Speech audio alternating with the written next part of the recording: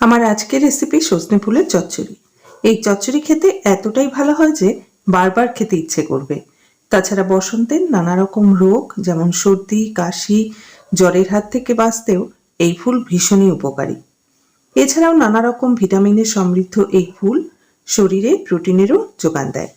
তাহলে শুরু করা যাক আমার আজকের রেসিপি সজনে ফুলের চচ্চড়ি। নমস্কার বন্ধুরা, প্রতিবার রান্নাঘরে সকলকে স্বাগত। এখানে কিছু সজনে ফুল আর ফুলের কুঁড়ি নিয়েছি, ওজন হিসেবে 150 গ্রাম। এবার এই ফুল আর কুঁড়ির মধ্যে যে সরু সরু ডাঁটা পাতা এগুলো আছে সেগুলো বেছে নিচ্ছি। ফুল আর কুঁড়ি ভালো করে বেছে নিয়ে 2-3 বার জল বদলে ধুয়ে নেব। সজনে ফুল আর কুঁড়িগুলো ভালো করে জল দিয়ে ধুয়ে নিয়েছি। এখানে কিছুটা কড়াইশুঁটি ছাড়িয়ে নিয়েছি। একটা মিডিয়াম সাইজের আলু এরকম ছোট ডুমো করে কেটে নিয়েছি। কয়েকটা বেগুনের টুকরো একটু বড় করে কেটে নিয়েছি।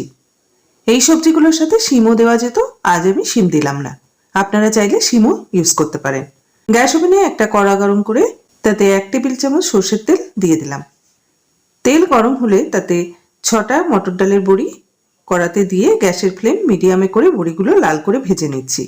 বড়ির পরিমাণ প্রত্যেকের প্রয়োজন মতো ব্যবহার করবেন। মটর ডালে বড়ি দিলে এই চচ্চড়ি খেতে বেশি ভালো হয়। যদি মটর ডালে বড়ি না থাকে তাহলে বিউলির ডালের বড়িও ব্যবহার করতে পারেন। বড়ি ভেজে একটা পাত্রে নামিয়ে রাখছি। এবার ওই তেলের সাথেই আরও 1 টেবিল চামচ সর্ষের তেল দিয়ে দিলাম। তেল গরম হলে তাতে 1/2 চামচের মতো 5 ফোড়ন দিয়ে দিলাম আর 2টো শুকনো লঙ্কা ছিঁড়ে দিয়ে দিলাম। 5 ফোড়ন লঙ্কা ভেজে নিয়ে কেটে ধুয়ে রাখা আলুর টুকরোগুলো দিয়ে দিলাম। গ্যাসের ফ্লেম হাইতে করে আলুগুলোতে হালকা রং ধরা পর্যন্ত ভেজে নিচ্ছি। আলু ভাজা হয়ে গেলে সজনে ফুলগুলো দিয়ে দিলাম।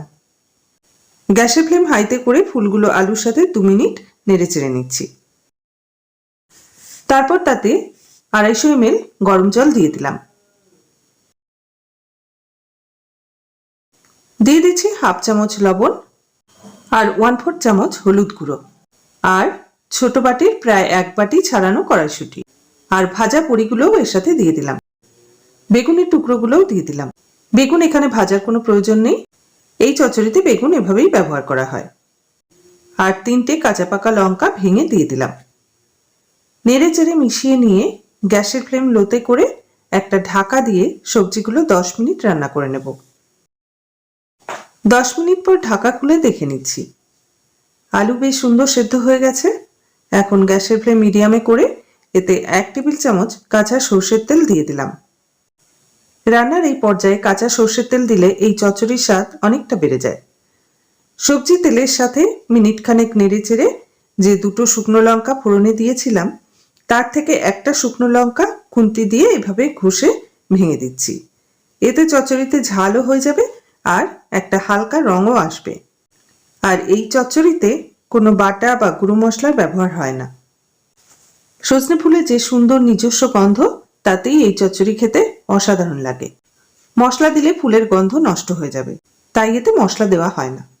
কয়েকটা আলু ভেঙে চচ্চড়ির সাথে মিশিয়ে নিচ্ছি, এতে চচ্চড়ি বেশ মাখো মাখো হবে।